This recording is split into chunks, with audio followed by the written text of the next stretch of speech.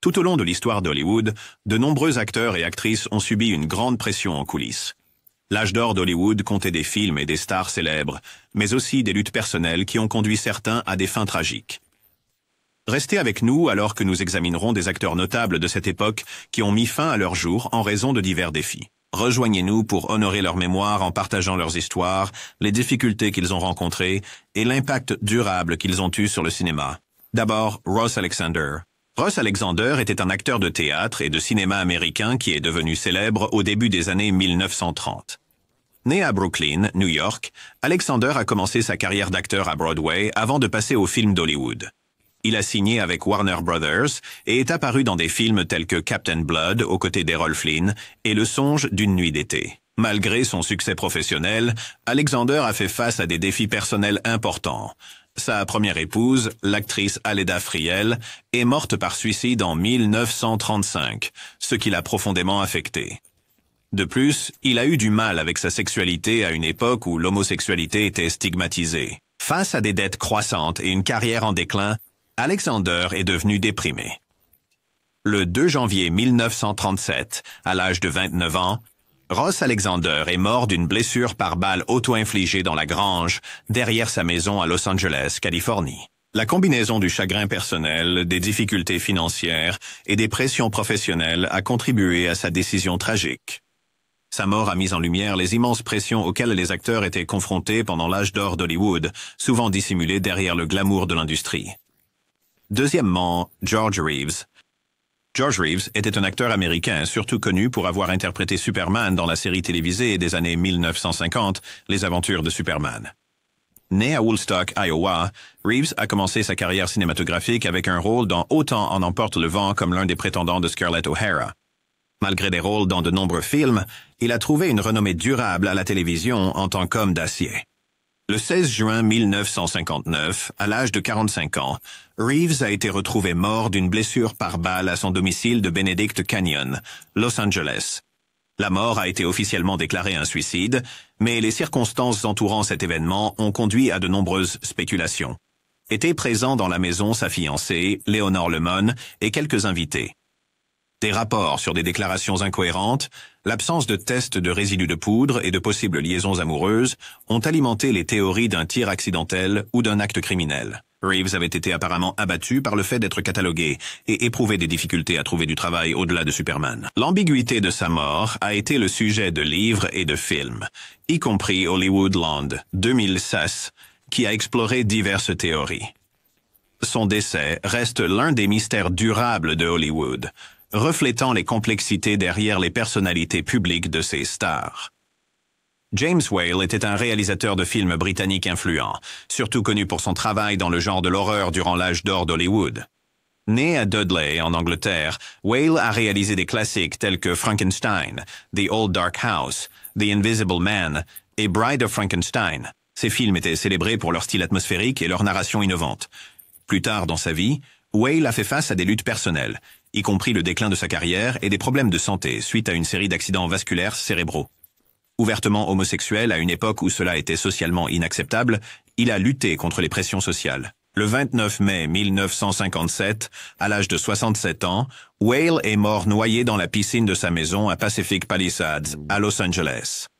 Il a laissé une note de suicide exprimant son désespoir et son désir de paix. La mort de Whale a mis en lumière les défis auxquels sont confrontés les artistes face à l'identité personnelle et aux problèmes de santé mentale. Son héritage perdure à travers ses films révolutionnaires, qui continuent d'influencer le genre d'horreur et le cinéma en général. Quatrième Don, Red Berry. Don Redberry était un acteur américain connu pour ses rôles dans des films et séries western. Né à Houston, au Texas, il a obtenu le surnom de Red pour ses cheveux roux et a gagné en popularité en tant que star de Adventures of Red Ryder.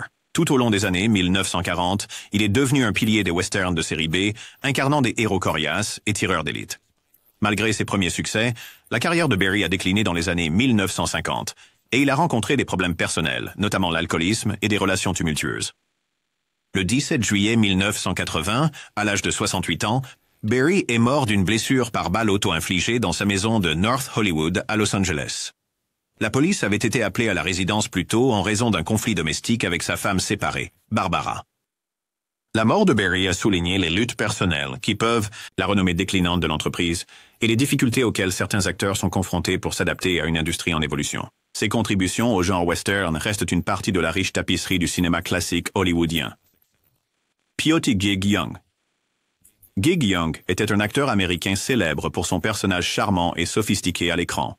Né Byron Ellsworth Barr à St. Cloud, Minnesota, il a adopté le nom de scène Gig Young, après un rôle qu'il a joué dans The Gay Sisters. Young a reçu des éloges de la critique, remportant un Oscar du meilleur acteur dans un second rôle pour On achève bien les chevaux. Malgré son succès professionnel, Young a lutté contre des démons personnels, y compris l'alcoolisme et des mariages ratés.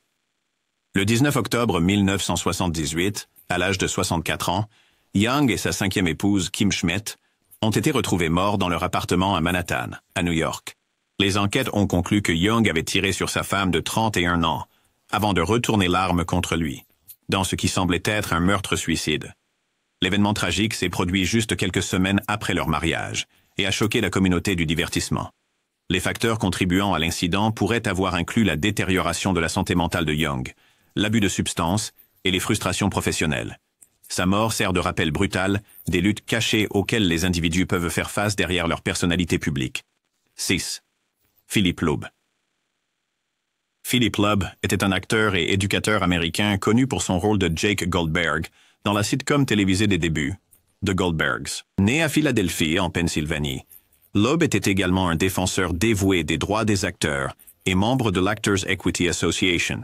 Au cours des années 1950, la carrière de Loeb a été sabotée par la liste noire d'Hollywood en raison des craintes d'influence communiste dans l'industrie du divertissement. Accusé d'être sympathisant communiste pendant l'ère McCarthy, il a été contraint de démissionner des Goldbergs et a eu du mal à trouver du travail par la suite. Le 1er septembre 1955, à l'âge de 64 ans, Loeb est mort par suicide à l'hôtel Taft de New York, en prenant une overdose de somnifères. La mort de Loeb était un résultat direct de la ruine professionnelle et du désespoir personnel causé par la liste noire. Son histoire souligne l'impact dévastateur de la peur rouge sur les vies et carrières des individus. La situation de Loeb a inspiré le personnage de Eckie Brown dans le film The Front, attirant l'attention sur ce sombre chapitre de l'histoire américaine. Carl Dane était un acteur dano-américain important pendant l'ère du cinéma muet. Né Rasmus Carl Turkelsen Gottlieb à Copenhague, au Danemark, il a émigré aux États-Unis et a connu le succès à Hollywood avec des rôles dans des films comme The Big Parade et The Son of the Sheikh. Son apparence grande et élancée ainsi que son talent comique ont fait de lui un acteur de caractère populaire. Avec la transition vers les films parlants, l'accent prononcé de Dane est devenu un obstacle et sa carrière a décliné fortement.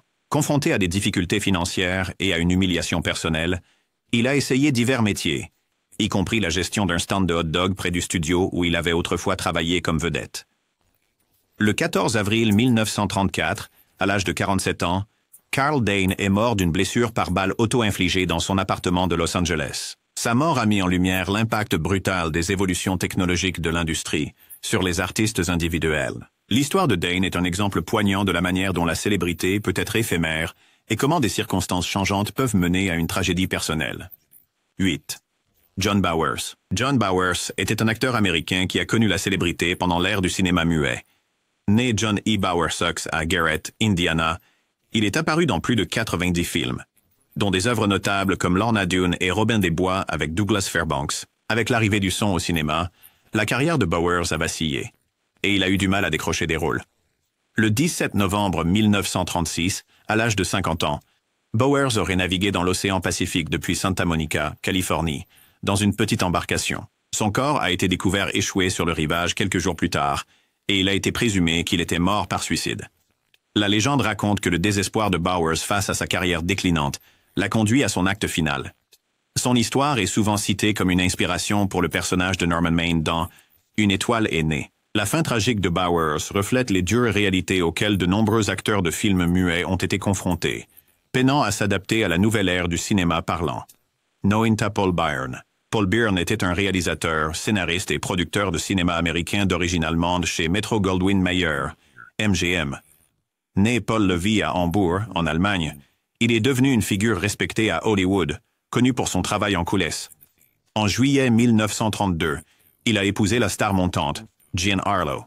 Le 5 septembre 1932, à l'âge de 42 ans, Byrne a été trouvé mort d'une blessure par balle dans sa maison de Beverly Hills. Une note a été découverte et sa mort a été officiellement déclarée un suicide. Cependant, des incohérences et les actions rapides des dirigeants de MGM pour gérer la situation ont conduit à une grande spéculation. Les théories allaient de la mort accidentelle au meurtre, impliquant possiblement l'ancienne compagne de fête de Byrne, Dorothy Millett. Le scandale entourant la mort de Byrne fut l'un des premiers et des plus durables mystères d'Hollywood. Cela a mis en évidence jusqu'où les studios étaient prêts à aller pour protéger leurs stars et leurs investissements. Les véritables circonstances restent floues, mais l'événement a eu un impact significatif sur les personnes concernées, en particulier Jean Harlow. Max Linder était un acteur, réalisateur et producteur français pionnier, qui est devenu l'une des premières stars internationales du cinéma. Né Gabriel Maximilien Leviel à Saint-Louis-Besse, France, il a créé le personnage Max, un gentleman élégant, dont les escapades comiques ont influencé de futures légendes comme Charlie Chaplin.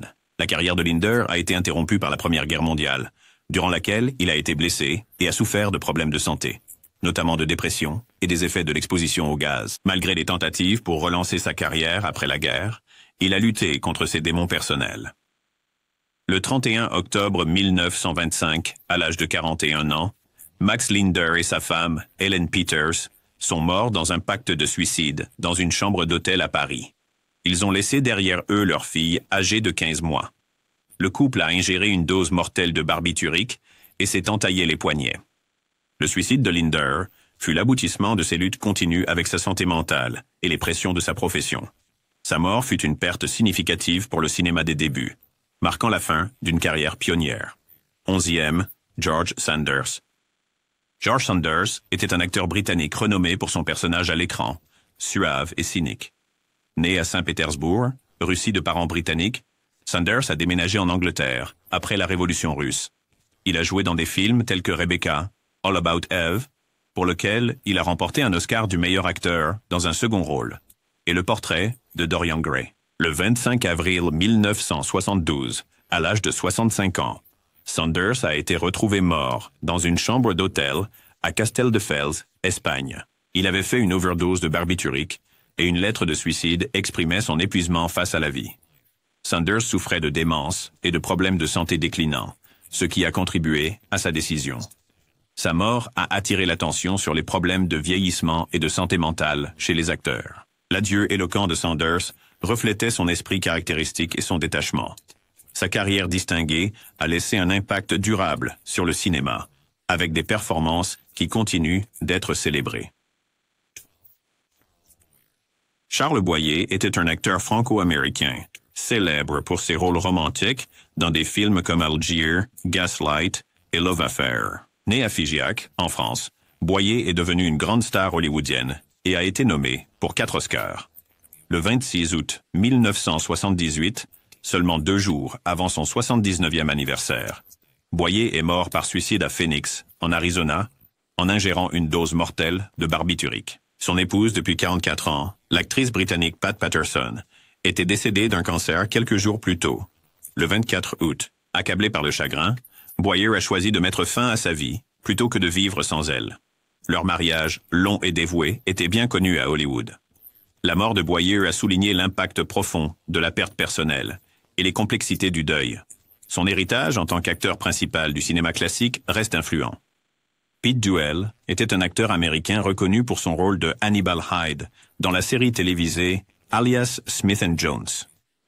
Né Peter Elstrom Duell à Rochester, New York, il a commencé sa carrière au théâtre et a ensuite travaillé à la télévision et au cinéma. Le 31 décembre 1971, à l'âge de 31 ans, Duell est mort d'une blessure par balle auto-infligée dans sa maison de Hollywood Hills à Los Angeles. Sa petite amie, Diane Ray, était présente dans la maison à ce moment-là. Duell luttait contre la dépression et l'abus d'alcool et avait déjà été arrêté pour conduite sous l'influence de l'alcool. Sa mort soudaine a choqué les fans et les collègues. Les producteurs de Alias Smith & Jones ont décidé de continuer la série avec un acteur différent. Le décès de Duell a mis en lumière les pressions de la célébrité et l'importance du soutien en matière de santé mentale pour les personnes dans l'industrie du divertissement. Brian Keith était un acteur américain dont la carrière a duré plus de 6 décennies.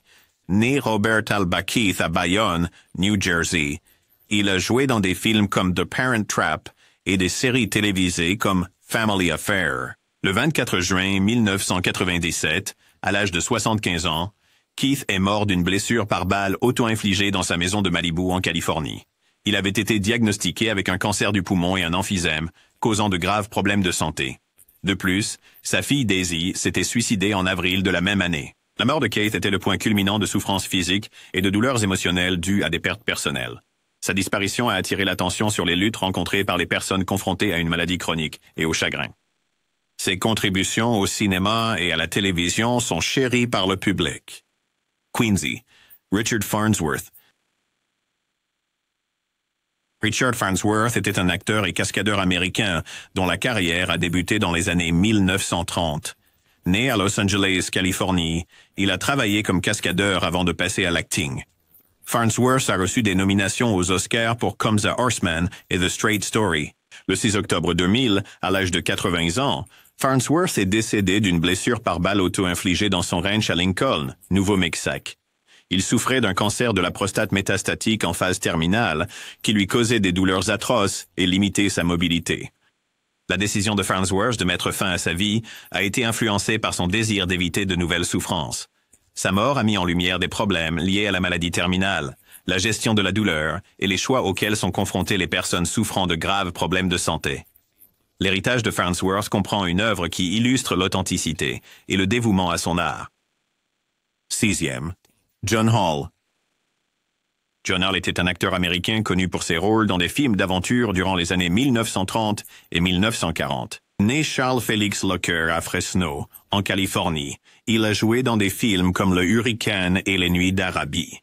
Le 13 décembre 1979, à l'âge de 64 ans, Hall est mort d'une blessure par balle auto-infligée à son domicile de North Hollywood, à Los Angeles.